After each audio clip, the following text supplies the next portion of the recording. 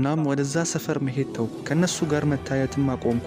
ወደ ካርቴልም ዝር አላልኩ። ግን መደወላቸው እንደማይቀር አውቃለሁ። ደወሉልኝም። የለህም እኮ የት ነህ አሉኝ። ስማ እኔ አሁን ሙስሊም ሆኛለሁ። አረ ችግር የለውም እኛ ክርስቲያን ነን፣ ካቶሊኮችም አሉን፣ አንተ ደግሞ ሙስሊም ነህ፣ እናከብረሃለን። ግን ጋንግ ነው አይደል? እስከምትሞት ድረስ ከኛ ጋር ነህ። አይ ነገሩ እንደዛ አይሰራም አልኳቸው። እናንተ ክርስቲያን ሆናችሁ ይሄን ልታደርጉ ትችላላችሁ። እንደ አንድ ሙስሊም ደግሞ በአፌ አንድ ነገር ተናግሬ በተግባር ሌላ ነገር ማድረግ አልችልም። ይኸውልህ እናከብረሃለን፣ አንተ መሪ ነህ፣ ግን ህግ ነው።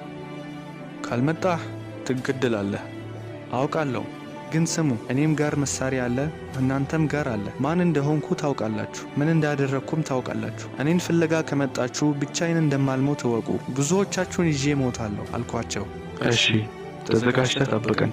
አሁን ከራሴ ቡድን ጋር ልገዳደል ነው። ያ ሁሉ የጋንግ ቡድን ስለኔ ሁሉንም ነገር ያውቃሉ፣ የት እንደምኖር፣ የት እንደምማር፣ ሁሉንም ነገር። ያ ጊዜ በህይወቴ ከፍተኛ ጭንቀት ውስጥ የገባሁበት ጊዜ ነው እና ቤታችን ውስጥ አንዲት ትንሽ የጣሪያ መጋዘን ነበረች። እዛ ማደር ጀመርኩ። እዛ ጋር አንድ መጋረጃ ነገር ያላት ትንሽ የቬንቲሌሽን መስኮት ነበረች። በቃ ማታ ላይ በጭራሽ አልተኛም ነበር። መሳሪያዬን ይዤ እዛ ጣሪያ ላይ ሌሊቱን ሙሉ ቁጭ ብዬ ያነጋ ነበር። ምክንያቱም እንዴት እንደሚመጡ ጠንቅቄ ያውቃለሁ። ይህንን ዘዴ ያመጣሁት ራሴው ነኝና። እነሱ የሚያደርጉት ልክ ከሌሊት 10 ሰዓት አካባቢ ይጠብቁና ዝም ብለው ወደ ቤትህ መጥተው ጥይት ያዘንቡብሃል። በዚህ ሁሉ መሃል ግን ከምንም በላይ የሚያስጨንቀኝ የነበረው እናቴ ነበረች። ቤቱን ሲደበድቡት እናቴ ትሞትብኛለች ብዬ በጣም ምፈራ ነበር። ጥይት ማንነትህን አያውቅም፣ ሰውን አይመርጥም። እናም በቃ ሌሊቱን ሙሉ ሳልተኛ ቁጭ ብዬ ጠብቃቸው ነበር። ከመጡ እኔው ቀድሜ ተኩስባቸዋለሁ ቤት ውስጥ እንዳይገቡ እያልኩኝ። የመጀመሪያው ሌሊት አለፈ። ሁለተኛውም፣ ሶስተኛው፣